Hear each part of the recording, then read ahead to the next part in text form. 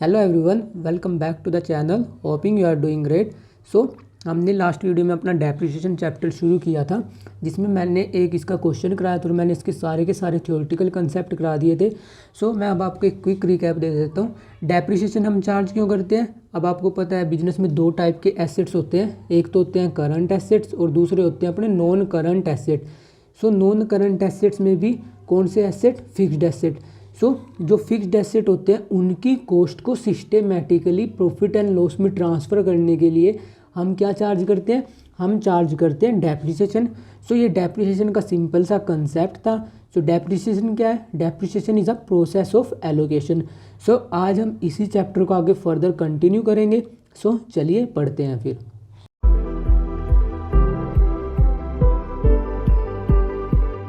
क्योंकि आज मैं आपको थोड़े से एडवांस क्वेश्चन कराऊंगा, इसके लिए आपको कुछ बेसिक्स पता होने चाहिए। सबसे पहले बेसिक क्या होता है? अपना मशीनरी कॉस्ट। आपको पता है अगर हमें डेप्रिसिएशन कैलकुलेट करनी है सबसे पहले हमें मशीनरी कॉस्ट कंसीडर करनी पड़ती है कि उस मशीन की एक्चुअली कॉस्ट कितनी है। एक्चुअली कॉस्ट में आपको क्या क्या चीज़ें कंसीडर करनी है? एक तो एक्चुअली पे प्राइस, मतलब कि जो प्राइस कंज्यूमर पे करेगा उस मशीन को परचेज़ करने के लिए। इसके अलावा मशीनरी कॉस्ट में क्या क्या इंक्लूड होता है? इसमें आता है आपका फ्रेट, मतलब कि जो भाड़ा जो मशीन को लेकर आने के लिए पे किया जाता है, जैसे ट्रक को हो गया, ट्रांसपोर्टेशन को हो गया। वो सब किस में आते हैं? मशीनरी कॉस्ट में इंक्लूड होते हैं। इसके अलावा ट्रांजिट इंश्योरेंस, अगर कोई इंश्योरेंस पे किया गया हो ट्रांजिट के लिए ताकि जब उसकी ट्रांसपोर्टेशन हो रही हो तो उसको कोई डैमेज ना हो। इंस्टॉलेशन कॉस्ट इसमें आती हैं, जैसे कि कोई वेजेस पे करी आपने कोई मशीन शुरू करने के लिए, उसे इंस्टॉल करवाने के लिए। कमीशन पे करी आपने कोई एसेट परचेज करने के लिए। उसके अलावा अगर कोई आपने इम्प्रूवमेंट कराई, जैसे कोई एसेट था उसकी आपने कुछ मॉडिफिकेशन कराई ताकि वो आप अपने हिसाब से उसे यूज़ कर सको। इसके लिए आप उसमें कोई आइटम ऐड करा रहे हो, कोई इम्प्रूवमेंट करा रहे हो, वो भी किस में आएगा? वो भी आएगा आपका मशीनरी कॉस्ट में। इसके अलावा इसमें आती है रजिस्ट्रेशन कॉस्ट। अब कुछ एसेट्स ऐसे होते हैं जिनकी रजिस्ट्रेशन करानी पड़ती है, उसके लिए जितनी भी कॉस्ट पे करोगे उसे बोलते हैं रजिस्ट्रेशन कॉस्ट। और रजिस्ट्रेशन कॉस्ट भी हम किस में लेते हैं? रजिस्ट्रेशन कॉस्ट भी हम मशीनरी कॉस्ट में कंसीडर करते हैं।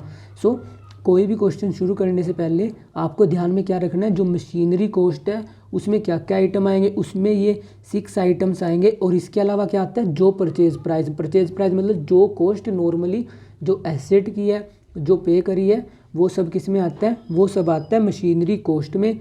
और इसके अलावा कुछ एक और कंसेप्ट है, क्योंकि अब मैं आपको थोड़े से एडवांस क्वेश्चन कराऊंगा। एडवांस क्वेश्चन में एक एग्जामिनर का फेवरेट टॉपिक होता है जीएसटी। जीएसटी होता है गुड्स एंड सर्विस टैक्स, जो कि कंपनी पे करती है जब उसने कोई मशीनरी परचेज करी हो या जब वो कोई मशीनरी सेल करती है, उस पर जीएसटी कलेक्ट करती है। जीएसटी का मैंने एक आपको कंप्लीट चैप्टर कराया था जिसमें मैंने सारी जर्नल एंट्रीज कराई थी आपको। मैंने आपको क्या बताया था कि जो कंपनी जीएसटी पे करती है कोई भी एसेट्स परचेज करने के लिए, वो उसका क्या होता है? वो होता है उसका इनपुट टैक्स।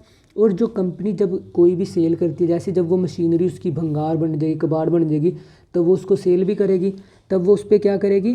तब वो उस पर जीएसटी कलेक्ट करेगी। वो क्या होता है? उसका आउटपुट टैक्स। अब कोई भी कंपनी है उसके पास दो ऑप्शन होते हैं। दो ऑप्शन क्या होते हैं? या तो वो जो ये टैक्स उसने पे किया और फिर उसने कलेक्ट किया, वो उसका इसका क्रेडिट क्लेम कर सकती है। क्रेडिट क्लेम का मतलब कि जितना उसने टैक्स पे किया है और जितना उसने टैक्स कलेक्ट किया है वो उन दोनों को आपस में सेट ऑफ करेगी, और जो बचा हुआ टैक्स का पोर्शन है वो किसे पे कर देगी? वो पे कर देगी गवर्नमेंट को। एक तो कंपनी के पास ये ऑप्शन होता है। दूसरा कंपनी के पास क्या ऑप्शन होता है कि जो कंपनी ने जीएसटी पे किया है, क्या बोल रहा हूँ मैं? जो कंपनी ने जीएसटी पे किया मशीनरी पे, वो उसे क्या कर सकती है? वो उस टैक्स को कैपिटलाइज कर सकती है। कैपिटलाइज का मतलब क्या बोल रहा हूँ मैं? कि वो उसे एसेट की कॉस्ट में कंसीडर कर सकती है। जैसे कि सपोज करो कोई 5 लाख की मशीन परचेज करी और उस पर 25,000 का जीएसटी पे किया। वो क्या करेगी? वो नॉर्मली कंसीडर करेगी कि उसने 5,25,000 का क्या परचेज़ किया? 5,25,000 का उसने एसेट परचेज़ किया, और इस 25,000 पे भी वो हर साल क्या करेगी? डेप्रिसिएशन लगाएगी। या तो कंपनी इनपुट टैक्स क्लेम कर सकती है या कंपनी डेप्रिसिएशन क्लेम कर सकती है। क्योंकि आपकी क्लास अभी बेसिक क्लास है, 11th क्लास है, आपको हर क्वेश्चन में क्या एज्यूम करना है कि जो कंपनी है वो क्रेडिट क्लेम करेगी, मतलब जितना उसने इनपुट टैक्स पे किया है और जितना उसने आउटपुट टैक्स कलेक्ट किया है वो आपस में एक दूसरे को सेट ऑफ करेगी, और बचा हुआ टैक्स वो गवर्नमेंट को पे कर देगी। और जो ये सेकंड कंसेप्ट है कि वो डेप्रिसिएशन क्लेम करेगी। डेप्रिसिएशन क्लेम करने का मतलब कि जितना उसने टैक्स पे किया होगा वो उसको कैपिटलाइज कर देगी, उसको एसेट की कॉस्ट में कंसीडर कर लेगी और फिर उस पर हर साल डेप्रिसिएशन चार्ज करेगी। सो जो आपको ये क्वेश्चन करने हैं, क्योंकि क्लास 11th में आप डीम्ड बेस पे क्वेश्चन करते हो, आप क्या एज्यूम करोगे कि जितने भी एसेट्स हैं जो आपको क्वेश्चन में दे रखे हैं वो जो सेक्शन नंबर 16 और सेक्शन नंबर 17 है जीएसटी एक्ट का, वो उसको सेटिस्फाई कर रहे हैं। ये section number 16 section number 17 GST act का क्या है, जो कि वो सारी कंडीशंस बताते हैं जो कि कंपनी को फुलफिल करनी पड़ती हैं जब वो टैक्स क्रेडिट क्लेम करती है। सो आप हर क्वेश्चन में ये एज्यूम करोगे कि जो कंपनी है वो section number 16 section number 17 of GST act की कंडीशन सेटिस्फाई कर रही हैं और वो क्या क्लेम करेगी, वो क्लेम करेगी क्रेडिट। सो जो दूसरा कंसेप्ट है डेप्रिसिएशन का कि कंपनी डेप्रिसिएशन का बेनिफिट लेगी, वो आप किसी भी क्वेश्चन में एज्यूम नहीं करोगे, क्योंकि जो ये क्वेश्चन है ये आप अपने हायर लेवल में करोगे। जैसे कि जब आप सीए इंटर करोगे या सीए फाइनल करोगे, वहाँ पे ये एक कंप्लीट चैप्टर के रूप में है। सो अभी के लिए आपको क्या एज्यूम करना है कि जो कंपनी जीएसटी पे करेगी मशीन परचेज पे, वो उसका क्या क्लेम करेगी, वो उसका टैक्स क्रेडिट क्लेम करेगी। टैक्स क्रेडिट क्लेम करने का मतलब जितना उसने इनपुट टैक्स पे किया है और जितना उसने आउटपुट टैक्स कलेक्ट किया वो आपस में एक दूसरे को सेट ऑफ करेगी और बचा हुआ टैक्स वो गवर्नमेंट को पे कर देगी। सो आपको क्या एज्यूम करना है, आपको एज्यूम करना है कि जो जीएसटी पे किया गया हो मशीन परचेज करने के लिए, प्लांट परचेज करने के लिए, वो कभी भी मशीन कॉस्ट का पार्ट नहीं बनेगा। सो आप उसको कभी भी मशीन कॉस्ट में कंसीडर नहीं करोगे। सो अब मैं एक जीएसटी का न्यूमेरिकल करा देता हूँ। सो इसके अलावा आपको एक और चीज़ ध्यान में क्या रखनी है कि जो डेप्रिसिएशन है, जो आपको क्वेश्चन में डेप्रिसिएशन का रेट दे रखा होगा, अगर वहाँ पे पर एनम दे रखो, इसका मतलब होता है कि हर साल का ये रेट है, मतलब कि एक साल में 12 महीने हैं, सो ये 12 महीने का रेट है। सो अगर आपने कोई एसेट इन बिटवीन परचेज़ की हो, जैसे कि आपने परचेज़ किया वो अगस्त में या आपने परचेज़ किया सितंबर में, सो क्योंकि ये साल का कितना है, ये 12 महीने का रेट है, तब वो आपको उसके हिसाब से एडजस्ट करना पड़ता है। जैसे कि अगर आपने कोई मशीन जैन को परचेज़ करी और आपका ईयर एंड हो रहा है मार्च में, सो क्योंकि 3 महीने बचे हैं सिर्फ, बट ये तो 12% जो मैंने आपको रेट बताया, या सपोज करो कुछ और रेट एज्यूम कर लो 8%, सो ये पूरे साल का है, तो आप इसे एडजस्ट कैसे करोगे, जैसे 8 डिवाइडेड बाई 100। अब आपको पता है कि ये कितने महीने का है, ये 12 महीने का है और आपके पास तो सिर्फ 3 ही महीने हैं। सो आप यहाँ पे 3 डिवाइडेड बाई 12, सो आपको इस तरीके से एडजस्ट करना पड़ेगा। और डेप्रिसिएशन हमेशा ईयर के एंड में कैलकुलेट करते हैं। ईयर के एंड में कैलकुलेट क्यों करते हैं, क्योंकि फिर हम उसको प्रॉफिट एंड लॉस में ट्रांसफ़र कर देते हैं। So our first question is on the 1 April 2015 Ashoka limited purchase machinery costing 5 lakh plus IGST 12%। On July 1st 2018 the machine was sold for 2 lakh plus IGST at 12%. Prepare machinery account, calculate depreciation at 10% per annum on original cost method. Accounts are closed on 31st March every year. सो हमें इसमें दे रखा है कि एक company है Ashoka limited जिसने 5 लाख की machine purchase करी, जिस पे उसने 12% IGST पे किया, मतलब कि ये इंटर स्टेट ट्रांजैक्शन है इसलिए IGST पे किया। और जुलाई 1 2018 को उसने वो मशीन बेच दी, कितने में, 2 लाख में, जिसमें उसने 12% GST कलेक्ट किया। सो आपको बोला है कि आपको मशीनरी अकाउंट प्रिपेयर करना है जिस पे आपको 10% SLM मेथड यूज़ करना है, जिसे हम ओरिजिनल कॉस्ट मेथड भी बोलते हैं। सो सबसे पहले आपको इसमें ध्यान क्या रखना है कि जो आपने मशीनरी परचेज़ करी कितने की, 5 लाख, किस पे आपने GST पे किया 12%। सो क्योंकि GST किसका पार्ट नहीं है, GST कॉस्ट का पार्ट नहीं है, सो इसके लिए आपको एक जर्नल एंट्री कर देनी चाहिए नोट्स में। सो आप नोट्स प्रिपेयर करोगे इस क्वेश्चन के। सो जो परचेज़ की एंट्री होगी मशीनरी की, उसकी जर्नल एंट्री क्या होगी, उसकी जर्नल एंट्री रहेगी अपनी मशीनरी अकाउंट डेबिटेड। और क्योंकि आपने अभी GST पे किया है परचेज़ के टाइम, सो वो आपका क्या होगा, वो होगा आपका एसेट। सो इसलिए यहाँ पे आएगा इनपुट IGST अकाउंट डेबिट। और आपने पेमेंट किससे करी, पेमेंट का हमें कुछ दे नहीं रखा, सो हम एज्यूम करेंगे कि बैंक से पेमेंट हुई है। सो यहाँ पे मैं लिख दूंगा टू बैंक अकाउंट। और आपने कितने की मशीन परचेज़ करी, आपने मशीन परचेज़ करी है 5 लाख की, जिसमें हमने टैक्स कितना पे किया, आपने टैक्स पे किया है 12%। सो 5 लाख का 12% कितना आया, ये आया आपका 60,000। और उसके बाद बैंक से कितना डिडक्ट होगा, बैंक से डिडक्ट होगा आपका 5,60,000। सो ये थी जर्नल एंट्री जब आपने मशीनरी परचेज़ करी। सो आप इस जर्नल एंट्री को नोट्स में दिखाओगे और जो टैक्स पे की हम क्या एज्यूम करेंगे, हम ये एज्यूम करेंगे कि हम उसका इनपुट टैक्स क्लेम करेंगे, ना कि डेप्रिसिएशन। क्योंकि अगर डेप्रिसिएशन क्लेम करते तब हमें मशीनरी अकाउंट में 5,60,000 लेना पड़ता, क्योंकि अब हम क्या एज्यूम कर रहे हैं कि हम उसका इनपुट टैक्स क्रेडिट क्लेम करेंगे। सो हम मशीनरी अकाउंट में सिर्फ 5 लाख की कॉस्ट देंगे और जो सेल के टाइम हमने टैक्स कलेक्ट किया होगा हम उन दोनों को एडजस्ट करके गवर्नमेंट को पे कर देंगे। सो अब हम मशीनरी अकाउंट प्रिपेयर करते हैं अपना। सो मशीनरी अकाउंट में सबसे पहले यहाँ पे क्या आएगा, सबसे पहले यहाँ पे आएगा 2015, क्योंकि यहाँ पे हमें अप्रैल 1 को हमने मशीनरी परचेज़ करी। सो पहली ट्रांजैक्शन कब होगी, फर्स्ट ट्रांजैक्शन होगी अप्रैल 1 को। सो यहाँ पे क्या आएगा, यहाँ पे आएगा टू बैंक अकाउंट, क्योंकि आपने मशीनरी परचेज़ करी। मशीनरी कितने की, 5 लाख की। 5 लाख क्यों लिया हमने यहाँ पे, क्योंकि हम जीएसटी को कॉस्ट ही नहीं मान रहे। उसके बाद ईयर एंड में क्या चार्ज होती है, ईयर एंड में होती है आपकी डेप्रिसिएशन चार्ज। सो डेप्रिसिएशन जब आप चार्ज करते हो उसकी जर्नल एंट्री क्या बनती है, उसकी जर्नल एंट्री बनती है आपकी depreciation account debit to machinery. So इसलिए ये मशीनरी अकाउंट में पोस्ट हो रहा है। सो मशीनरी क्रेडिट हो रखी है, इसलिए आपको क्रेडिट साइड में क्या लिखना पड़ेगा, बाय डेप्रिसिएशन अकाउंट। सो 2016 में, क्योंकि आपको पता है डेप्रिसिएशन कब चार्ज होती है, ईयर एंड में। सो ईयर एंड की पूरी डेप्रिसिएशन हम ट्रांसफ़र कब करते हैं या पोस्ट कब करते हैं लेजर में, हम करते हैं जो लास्ट डेट होती है। सो यहाँ पे लिखूँगा मैं March 31 और यहाँ पे क्या आएगा, यहाँ पे आएगा आपका बाय डेप्रिसिएशन अकाउंट और अमाउंट कितना आएगा। अब हमें क्वेश्चन में क्या दे रखे कि 10% से चार्ज करनी है हमें, और ये हमने परचेज़ करी अप्रैल 1 को। सो मतलब पूरे के पूरे साल हमने मशीनरी यूज़ करी है, क्योंकि अप्रैल 1 से March 31 तक पूरा का पूरा एक कंप्लीट साल बनता है 12 महीने का। सो 5 लाख पे 10% के हिसाब से डेप्रिसिएशन कितनी बनी, ये बनी आपकी 50,000। उसके बाद जो बचा हुआ बैलेंस है वो हम क्या कर देंगे, वो हम कर देंगे कैरी डाउन। सो यहाँ पे आएगा बाय बैलेंस कैरी डाउन और अमाउंट कितना आया, अमाउंट आया आपका 4,50,000। और उसके बाद क्योंकि ये डबल एंट्री सिस्टम पे बेस है पूरा का पूरा सिस्टम, सो हमें इसे बैलेंस करना पड़ेगा। सो जो डेबिट साइड थी वो किसके इक्वल आई, वो आई आपकी क्रेडिट साइड के इक्वल। अब जो ये बैलेंस कैरी डाउन हुआ है ये नेक्स्ट ईयर में ब्रॉट डाउन होगा। सो नेक्स्ट ईयर कब है, नेक्स्ट ईयर है आपका 2016 और ये ब्रॉट डाउन कब होगा, ये ब्रॉट डाउन होगा आपका अप्रैल 1 को। सो अप्रैल 1 को यहाँ पे क्या आएगा, टू बैलेंस ब्रॉट डाउन और अमाउंट कितना आएगा, जो कैरिड डाउन हुआ था वो ब्रॉट डाउन होगा, यहाँ पे आएगा आपका 4,50,000। उसके बाद जो 2016 ईयर शुरू हुआ था अप्रैल 1 को, ये एंड कब होगा, ये एंड होगा आपका March 31 को, क्योंकि March 31 को 12 महीने कंप्लीट हो रहे हैं।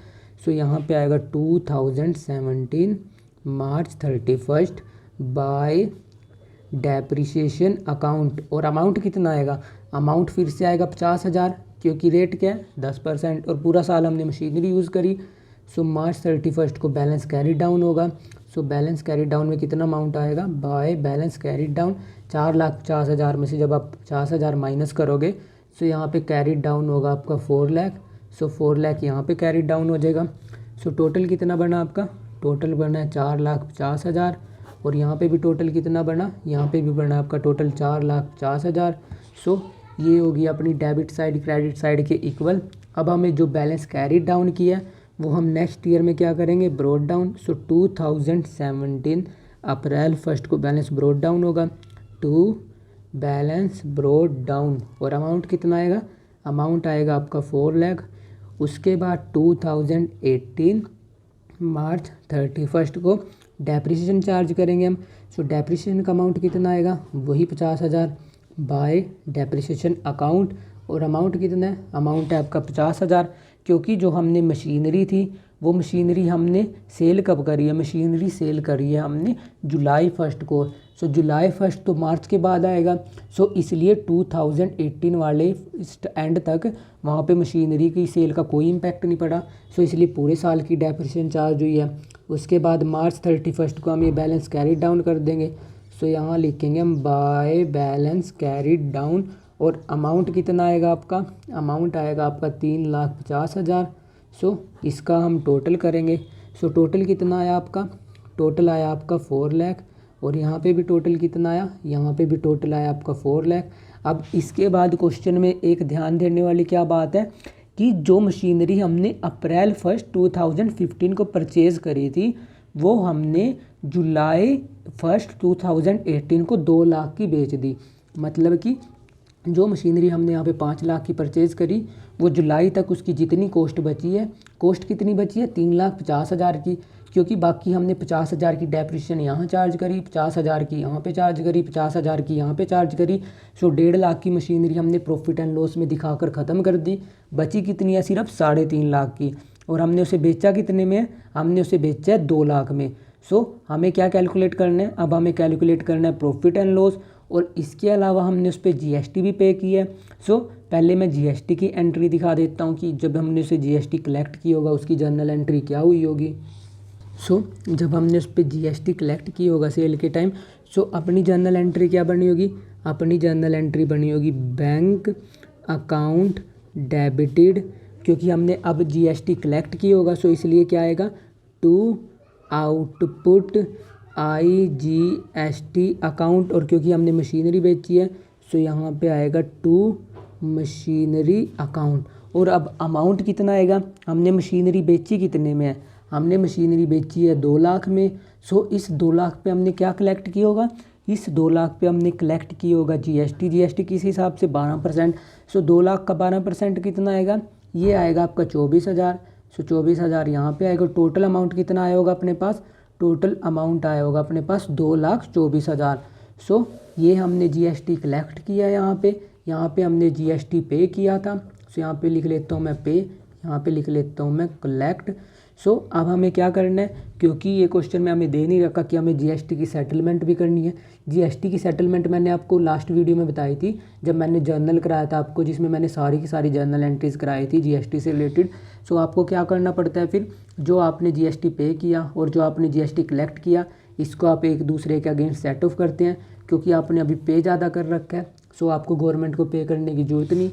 और इसके अलावा इस क्वेश्चन में हमें एक और क्या ट्विस्ट दे रखा है, इसमें हमने मशीनरी सेल कितने करी है 2 लाख की। सो 2 लाख की मशीनरी सेल करी, बट उसकी वैल्यू कितनी बच रही थी, उसकी वैल्यू बच रही थी 3.5 लाख की।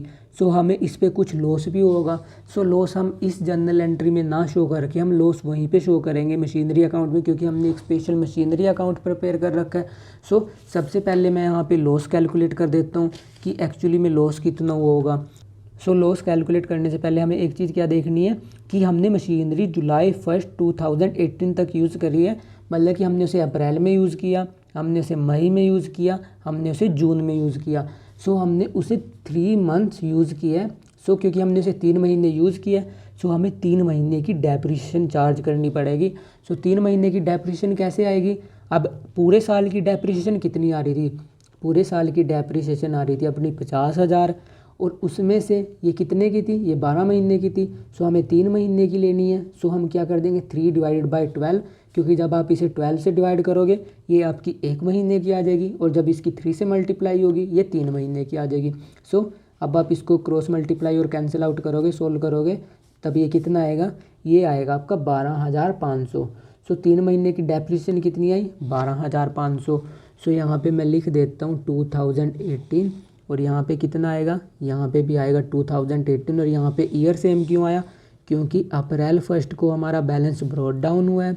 सो यहाँ पे आएगा टू बैलेंस ब्रॉट डाउन, और अमाउंट कितना था, अमाउंट था अपना 3,50,000, और क्योंकि हमने सेल भी उसी साल में कर दी जुलाई में, सो वो 2018 ही है। सो इसलिए यहाँ पे सेम ईयर आया। सो 2018 जुलाई 1 को हमने वो सेल करी है कितने में, सो यहाँ पे आएगा बाय बैंक अकाउंट, और हमने सेल किया उसको 2 लाख में। सो बैंक अकाउंट में कितना बैलेंस आया आपका 2 लाख। उसके बाद डेप्रिसिएशन 3 महीने की है, उसका अमाउंट कितना है 12,500। सो जुलाई 1 को यहाँ पे क्या आएगा बाय डेप्रिसिएशन अकाउंट, और कितने महीने की है 3 महीने की। सो 3 महीने की डेप्रिसिएशन कितनी आई 12,500। और अब हमें क्या कैलकुलेट करना है, अब 3.5 लाख की आपकी मशीन थी जिस पे आपने 2 लाख में बेच दिया, जिस पे 12,500 की डेप्रिसिएशन थी। सो मतलब 3.5 लाख की मशीन थी जिसमें से 12,500 की आपने उस साल के लिए उस पर डेप्रिसिएशन चार्ज करी 3 महीने की। सो इसको माइनस करने के बाद कितना आएगा, इसको माइनस करने के बाद आपका आएगा यहाँ पे 3,37,500। सो 3,37,500 की उसकी क्या बच रही थी, ये बच रही थी उसकी बुक वैल्यू, मतलब कि बुक वैल्यू उस टाइम तक उसकी एक्चुअली बुक्स में इतनी वैल्यू थी और आपने उसे बेचा कितने में, आपने बेचा उसे 2 लाख में। सो आपने 3,37,500 की मशीन 2 लाख में बेच दी। सो आपको लॉस कितना हुआ, आपको लॉस हुआ 1,37,500 रुपये। सो ये लॉस है। सो लॉस की जर्नल एंट्री मैंने आपको क्या बताई थी, जब मैंने आपको शुरुआत में चैप्टर शुरू कराया था उस टाइम मैंने आपको कुछ जर्नल एंट्रीज बताई थी। उसमें मैंने बताया था जो लॉस होता है उसकी जर्नल एंट्री क्या होती है अपनी, उसकी जर्नल एंट्री होती है अपनी loss on sale account debit to asset account. और एसेट यहाँ पे हमें पर्टिकुलर स्पेसिफाई कर रखा है कि हमने मशीनरी परचेज करी है। सो यहाँ पे आएगा टू मशीनरी अकाउंट। और लॉस कितना है, लॉस है अपना 1,37,500। सो 1,37,500 हमें यहाँ पे ट्रांसफ़र करना है। सो यहाँ पे आएगा July 1 by loss on sale of machinery account. So आप ये लिख के यहाँ पे लॉस ट्रांसफ़र करोगे। सो लॉस कितना है 1,37,500।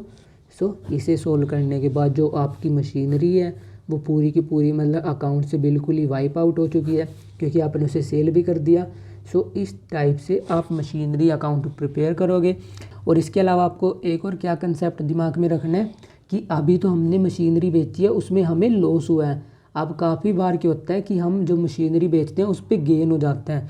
सो गेन हो जाता है, उसकी जर्नल एंट्रीज हम कैसे रिकॉर्ड करते हैं। सो जब लास्ट वीडियो थी उसमें मैंने आपको कंबाइन एंट्री बताई थी।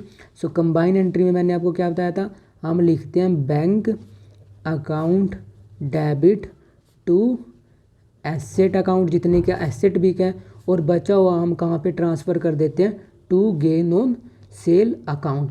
सो क्योंकि आपकी क्लास अभी बेसिक है, मतलब आपकी 11th क्लास है, अभी आप शुरू कर रहे हो अकाउंट्स। सो क्योंकि ताकि आपको कन्फ्यूजन हो, सो इसका ट्रीटमेंट ना देकर आपके बुक्स में उसने और ज़्यादा सिंप्लीफाई किया। और ज़्यादा उसने सिंप्लीफाई कैसे किया, उसने पहली जर्नल एंट्री क्या करी, उसने पहली जर्नल एंट्री करी आपके पास bank account debit to asset account, क्योंकि उसने यहाँ पे क्या ले लिया आपका, यहाँ पे ले लिया उसने सेल प्राइस। पहली जर्नल एंट्री उसने जितने का जितना सेल प्राइस था उससे एंट्री पास कर दी। और नेक्स्ट एंट्री में उसने जितना एसेट में क्या था, जितना एसेट बिका है उसमें से जितना गेन हुआ है उसने गेन में ट्रांसफ़र कर दिया।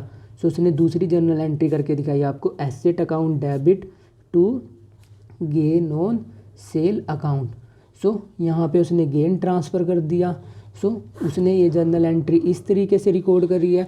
बट जो कंबाइंड जर्नल एंट्री थी उसमें बैंक अकाउंट में तो जो एक्चुअली आपका सेल प्राइस हुआ है उसमें आना था, एसेट में यहाँ पे जितने की बुक वैल्यू बची थी वो आती, और गेन कितना था, गेन आपको आता जितना आपने एक्चुअली में गेन किया है। सो उसने ये कंबाइन एंट्री ना देकर आपकी बुक्स में ये सिंपल एंट्री दी है। सो आप सिंपल एंट्रीज़ को ही फॉलो करना। सो इस क्वेश्चन में अगर यहाँ पे गेन होता, सो गेन को हम कहाँ पे ट्रांसफ़र करते, गेन ट्रांसफ़र होता अपना इस साइड। सो ये गेन का ट्रीटमेंट था। So our next question is Birla Cotton Mills purchased a machinery on 1st August 2015 for 90,000. On 1st October 2016, it purchased another machine for 40,000. On 30th June 2017, it sold the first machine purchased on 1st 2015 for 58,000, and on the same date purchased a new machinery for 1 lakh. Depreciation is provided at 20% on the original cost each year. Accounts are closed each year on 31st March. Show the machinery account for 3 years. CGST, SGST are charged at 6% on the purchase of sale of machinery. सो हमें बोल रहा है कि हमें machinery account prepare करना है। इसके अलावा इस क्वेश्चन में आपको क्या ध्यान में देना है, इस क्वेश्चन में आपको ध्यान में देने वाली 2 बातें हैं कि पहली मशीनरी आपने परचेज करी 1 अगस्त 2015 को, और दूसरी मशीनरी आपने परचेज करी है 1 अक्टूबर 2016 को। सो आपने 2 मशीनें परचेज़ करी हैं। अब तक जो क्वेश्चन किए हमने उसमें सिर्फ एक ही मशीन होती थी। सो अब आपको 2 मशीनें सोल्व करने का पता होना चाहिए कि 2 मशीनों का ट्रीटमेंट हम कैसे करेंगे। सो दोनों मशीनों का ट्रीटमेंट सेम वैसे ही होगा जैसे एक मशीन का ट्रीटमेंट होता था, बस इसमें आपका क्वेश्चन है वो थोड़ा सा कॉम्प्लिकेटेड हो जाएगा। बाकी रेस्ट ऑफ जर्नल एंट्रीज वैसी ही रहेंगी। और जो अभी मैंने आपको गेन का ट्रीटमेंट बताया था वो गेन का ट्रीटमेंट इसमें इम्प्लीमेंट होगा, क्योंकि इसमें जो मशीनरी बेचेंगे हमें उस पर गेन होगा। सो सबसे पहले हम अपनी नॉर्मल जर्नल एंट्री, जो नॉर्मल जर्नल एंट्री होती थी वो हम मशीनरी अकाउंट में पोस्ट करेंगे। सो आपको इस क्वेश्चन में एक और ध्यान में क्या देना है कि इसमें हमें दे रखा है CGST और SGST। सो क्योंकि GST कॉस्ट का पार्ट नहीं होता, सो हम उसको मशीनरी अकाउंट में रिकॉर्ड नहीं करेंगे, उसकी हम सेपरेट से एक जर्नल एंट्री दिखा देंगे। और जर्नल एंट्री मैंने आपको प्रीवियस क्वेश्चन में दिखाई थी आपको कैसे रिकॉर्ड करनी है। सो इस क्वेश्चन में सिर्फ मैं आपका मशीनरी अकाउंट सिखाऊंगा कि मशीनरी अकाउंट कैसे प्रिपेयर होगा। सो यहाँ पे आएगा 2015 अगस्त फर्स्ट, क्योंकि आपने फर्स्ट मशीनरी अगस्त को परचेज़ करी और कितने की परचेज़ करी, वो आपने परचेज़ करी है 90,000 की। सो यहाँ पे आएगा टू बैंक अकाउंट और मशीनरी कितने की, मशीनरी परचेज़ करी आपने 90,000 की। उसके बाद आपको पता है मार्च तक इस पर डेप्रिसिएशन चार्ज होगी। सो 2016 मार्च 31 को यहाँ पे क्या चार्ज होगी, यहाँ पे चार्ज होगी आपकी डेप्रिसिएशन। सो यहाँ पे लिखूँगा मैं बाय डेप्रिसिएशन अकाउंट। और अमाउंट कितना आएगा, अमाउंट कैलकुलेट करना मैं आपको यहीं पे सिखा देता हूँ। कितने की मशीनरी थी, मशीनरी आपने परचेज़ करी 90,000 की। एक साल की डेप्रिसिएशन का रेट क्या दे रखा हमें 20%। और क्या मेथड है, मेथड दे रखा है हमें SLM। सो 20% आपको हर साल चार्ज करना है। सो 90,000 का 20% कितना होगा, 90,000 का 20% होगा आपका 18,000। सो ये आपकी एक साल की डेप्रिसिएशन आ गई। बट क्योंकि आपने मशीन तो अगस्त से यूज़ करी सिर्फ मार्च तक, सो आप डेप्रिसिएशन कितने महीने की चार्ज करोगे, आप डेप्रिसिएशन सिर्फ चार्ज करोगे 8 महीने की। सो यहाँ पे आप लिखोगे 8 डिवाइडेड बाई 12। सो इसे जब आप सोल्व करोगे ये कितना आएगा, मतलब कि सोल्व करने के मतलब जब आप इसकी मल्टीप्लिकेशन करोगे आपस में कैंसिल आउट करोगे। सो यहाँ पे आएगा 2, यहाँ पे आएगा 3, जब आप इसकी फर्दर डिवीज़न करोगे ये आ जाएगा 6। सो आपकी डेप्रिसिएशन कितनी आई, ये आई आपकी 12,000। उसके बाद मार्च 31 को आप यहाँ पे क्या लिख दोगे, बाय बैलेंस कैरिड डाउन। और बैलेंस कितना कैरिड डाउन होगा, ये कैरिड डाउन होगा आपका 78,000। सो ये दोनों साइड आप बैलेंस हो जाएंगे कितनी 90,000। और यहाँ पे भी कितना आएगा, यहाँ पे भी आएगा आपका 90,000। सो ये चार्ज हो चुकी है फर्स्ट ईयर की डेप्रिसिएशन। अब जो बैलेंस कैरिड डाउन हुआ है वो नेक्स्ट ईयर में क्या होगा, brought down. So next year में अप्रैल फर्स्ट को यहाँ पे लिखेंगे हम टू बैलेंस ब्रॉट डाउन। और अमाउंट कितना आएगा, अमाउंट आएगा आपका 78,000। अब इस क्वेश्चन में उसने दिया हुआ है हमें कि हमने अगले साल में अक्टूबर 1 2016 को एक मशीन परचेज़ करी कितने की, 40,000 की। और इस पर CGST SGST जो चार्ज हुआ है कितना 6% के हिसाब से, मतलब कि 6% CGST 6% SGST। सो हम उसकी सेपरेट जर्नल एंट्री पास करेंगे। सो आप वो नोट्स में दिखाओगे, नोट्स में आप एक जर्नल एंट्री क्या दिखाओगे, machinery account debit, input CGST account debit, input SGST account debit to bank. और CGST SGST का अमाउंट कितना आएगा, 40,000 का 6% कितना होता है, ये होगा आपका 2400 CGST होगा, 2400 SGST होगा। सो आप उसे जर्नल एंट्री में दिखाओगे, वो मैंने आपको बताया था प्रीवियस क्वेश्चन में हम जर्नल एंट्री कैसे रिकॉर्ड करते हैं। सो अब हम यहाँ पे लिखेंगे अक्टूबर 1 जो हमने मशीनरी परचेज़ करी टू बैंक अकाउंट। और मशीनरी कितने की परचेज़ करी, मशीनरी हमने परचेज़ करी है 40,000 की। सो क्योंकि GST को हम कॉस्ट नहीं मारे, सो यहाँ पे सिर्फ 40,000 आएगा। और उसके बाद 2017 मार्च 31 को क्योंकि डेप्रिसिएशन चार्ज, सो अब डेप्रिसिएशन 2 एसेट पे चार्ज करनी है आपको। सो आप यहाँ पे क्या लिखोगे, बाय डेप्रिसिएशन अकाउंट। और क्योंकि 2 एसेट हैं आपके पास, सो आप 2 बार डेप्रिसिएशन ना लिख के bye depreciation account, bye depreciation account. आप एक सिंपली क्या ट्रिक अपना सकते हो, आप सिंपली लिख सकते हो यहाँ पे नंबर 1 नंबर 2। इसका मतलब क्या होगा, नंबर 1 जो आपका नंबर 1 एसेट है, नंबर 2 जो नंबर 2 एसेट है आपके पास। सो फर्स्ट एसेट तो पूरे साल यूज़ किया आपने, अप्रैल से लेके मार्च तक। सो इस पर कितनी डेप्रिसिएशन है, क्योंकि 90,000 की थी मशीन, इस पर 18,000 डेप्रिसिएशन थी। सो पहले पे तो 18,000 डेप्रिसिएशन नॉर्मल आ जाएगी। और दूसरे पे हमें क्या ध्यान में रखना है कि हमने मशीन परचेज़ करी 40,000 की, जो कि हमने सिर्फ अक्टूबर से लेके मार्च तक यूज़ करी, मतलब कि 6 महीने यूज़ की हमने। सो पूरे साल की डेप्रिसिएशन कितनी आ रही थी इस पर 20% के हिसाब से, ये आ रही थी आपकी 8,000। सो 8,000 आपकी डेप्रिसिएशन आ रही थी क्योंकि आपने सिर्फ इसे 6 महीने यूज़ किया। सो 6/12 करोगे जब आप इसे, सो ये कितना हो जाएगी, ये हो जाएगी आपकी 4,000 डेप्रिसिएशन। सो टोटल डेप्रिसिएशन कितनी गई, 18,000 प्लस 4,000। सो ये आएगा आपका 22,000। और जो मार्च 31 को बैलेंस कैरी डाउन होगा, सो आप यहाँ पे लिखोगे बाय बैलेंस कैरी डाउन। और बैलेंस कैरी डाउन में कितना आएगा, जब आप 78,000 में से 18,000 माइनस करोगे, सो फर्स्ट मशीन का आएगा यहाँ पे 60,000। और सेकंड मशीन 40,000 में से 4,000 डेप्रिसिएशन चार्ज कर दी। सो यहाँ पे आएगा आपका 36,000। सो टोटल कितना बना आपका, टोटल बना आपका 96,000। सो दोनों साइड का टोटल कितना आया, यहाँ पे आया 1,18,000 और यहाँ पे कितना आया 1,18,000। और इसके अलावा आपको एक और चीज़ ध्यान में क्या रखनी है, जो SLM मेथड होता है उसमें जो डेप्रिसिएशन चार्ज होती है वो ओरिजिनल कॉस्ट पे ही चार्ज होती है। मतलब हर साल जो आपको 20% कैलकुलेट करना है वो 90,000 पे ही कैलकुलेट होगा। ये मत करना कि जो इस साल का बैलेंस आया है उस पर कैलकुलेट करना शुरू कर दो, क्योंकि वो WDV में होता है। SLM original cost method, equal instalment method में जो ओरिजिनल कॉस्ट होती है उसी पे हर साल डेप्रिसिएशन चार्ज करती है।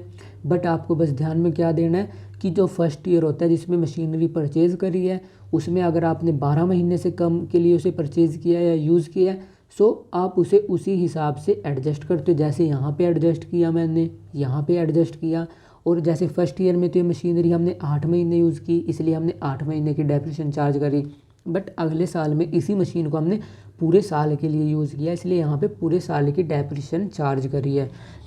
सो क्योंकि उसने हमें सिर्फ 3 ईयर्स का अकाउंट प्रिपेयर करने के लिए बोला था, 2 साल का हम प्रिपेयर कर चुके हैं। सो अब हमें सिर्फ लास्ट ईयर का और अकाउंट प्रिपेयर करना है। सो 2017 को जो बैलेंस कैरी डाउन हुआ था वो अप्रैल 1 को क्या होगा, ब्रॉट डाउन। सो यहाँ पे क्या आएगा, टू बैलेंस ब्रॉट डाउन। और फर्स्ट मशीन का कितना था 60,000 और सेकंड मशीन का कितना था, सेकंड मशीन का था आपका 36,000। सो टोटल कितना बन रहा था आपका, टोटल बन रहा था आपका 96,000। सो इसके बाद इस क्वेश्चन में हमें दे क्या रखा था, उसने हमें दे रखा था जून 30, 2017 को उसने जो फर्स्ट मशीन थी जो कि 90,000 की परचेज़ की थी, क्योंकि फर्स्ट मशीन हमने अब 90,000 की परचेज़ करी थी, दूसरी मशीन अपनी 40,000 की थी। सो उसने 90,000 वाली मशीन 58,000 में बेच दी और उसी दिन उसने नई मशीन परचेज़ करी है कितने की, 1 लाख की। सो उसने सेम डे को पहली मशीन बेची और नई मशीन खरीदी। सो उसने जो नई मशीन खरीदी है पहले हम उसकी जर्नल एंट्री कर लेते हैं। सो यहाँ पे क्या आएगा, जून 30 को लिखेंगे हम टू बैंक अकाउंट, और बैंक अकाउंट में कितना आएगा 1 लाख, क्योंकि नई मशीन कितने की है 1 लाख की। और उसने इसी दिन अपनी जो पुरानी मशीन थी, जो उसकी पहली मशीन थी, वो कितने में बेच दी, वो उसने बेच दी 58,000 में। सो यहाँ पे लिख देता हूँ मैं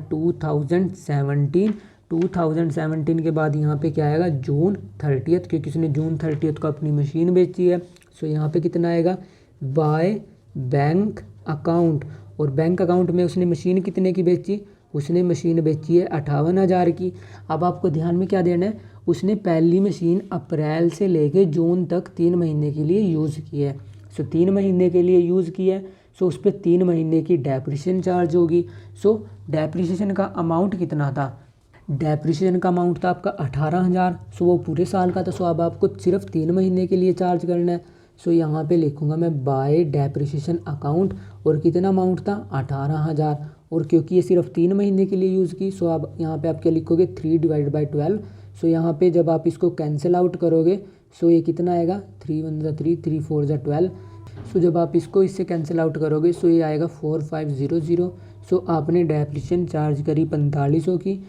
सो अब हमें इस पर प्रॉफिट हुआ या लॉस हुआ वो हमें कैलकुलेट करना पड़ेगा। और वो कैलकुलेट कैसे करेंगे हम, कितने की मशीन बच रही थी अपनी मशीन बच रही थी बुक वैल्यू उसकी 60,000, मतलब कि वो बुक्स में सिर्फ 60,000 की एग्जिस्ट कर रही थी। सो यहाँ पे लिख देता हूँ मैं बुक वैल्यू, और बुक वैल्यू कितने की थी 60,000 की, और आपने बेची कितने की 58,000 की। डेप्रिसिएशन कितने की चार्ज करी 4500 की। सो पहले आप डेप्रिसिएशन लेस करोगे, क्योंकि आपने 3 महीने बाद बेचा तो उस पर कुछ डेप्रिसिएशन चार्ज हुई होगी। सो डेप्रिसिएशन कितनी चार्ज हुई 4500। सो उसकी एक्चुअली वैल्यू कितनी बची थी, जब आप इसको इसमें से माइनस आउट करोगे, सो ये बची थी आपकी 55,500 की। बट आपने उसे बेच कितने में दिया, आपने उसे बेच दिया 58,000 में। कोई चीज़ आपकी 55,500 की बुक में एग्जिस्ट कर रही थी, आपने उसे 58,000 में बेच दिया। सो आपको प्रॉफिट हुआ।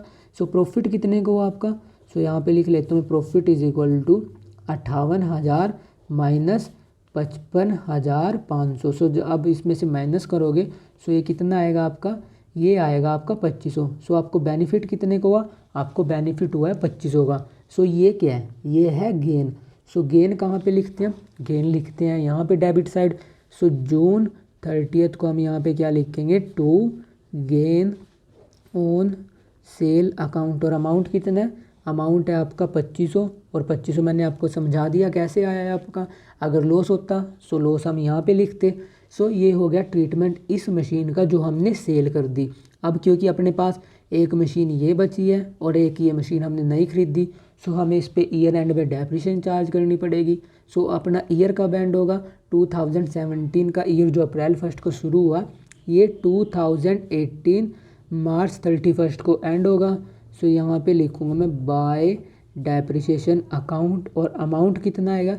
अब यहाँ पे number 1 machine, number 2 machine, number 1 machine कौन सी बन जाएगी, अब अपनी नंबर 1 मशीन बन जाएगी ये, क्योंकि ये मशीन तो कम्प्लीटली साफ़ होगी बुक से। ये नंबर 1 बन गई, ये नंबर 2 बन गई।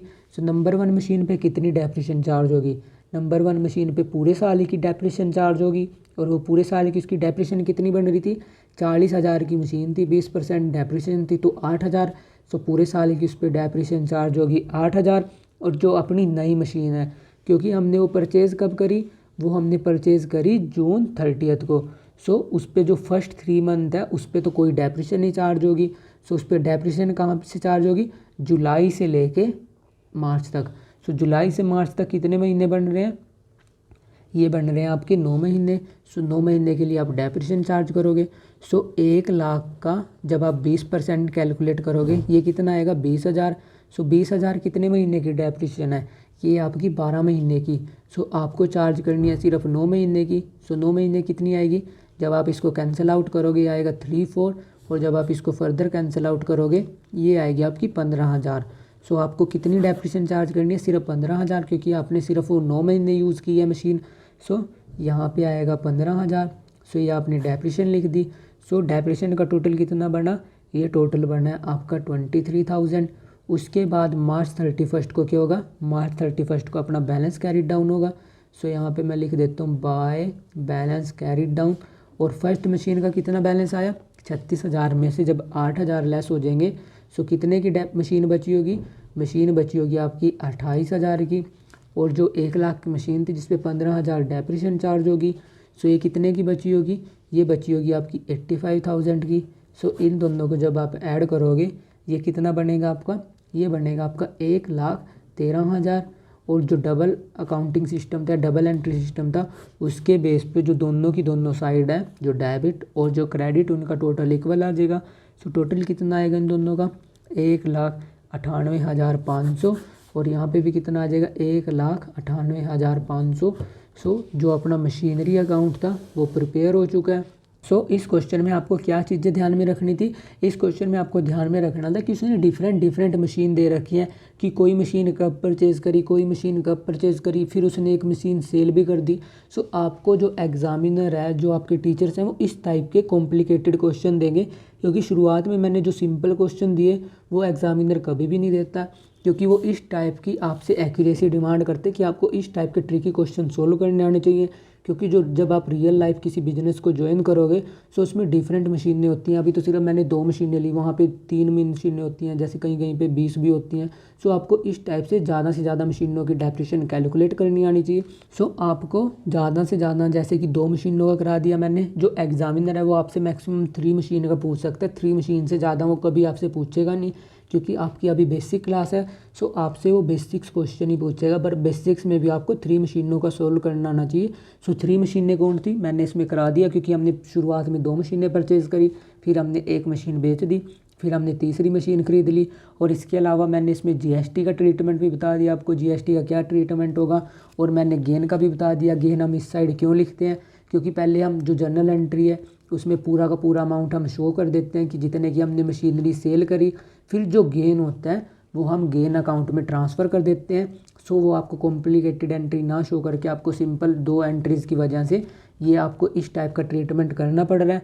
सो that's all for today, keep learning and smiling. If you have any doubt you can ask me in the comment section, and don't forget to share and subscribe to this channel.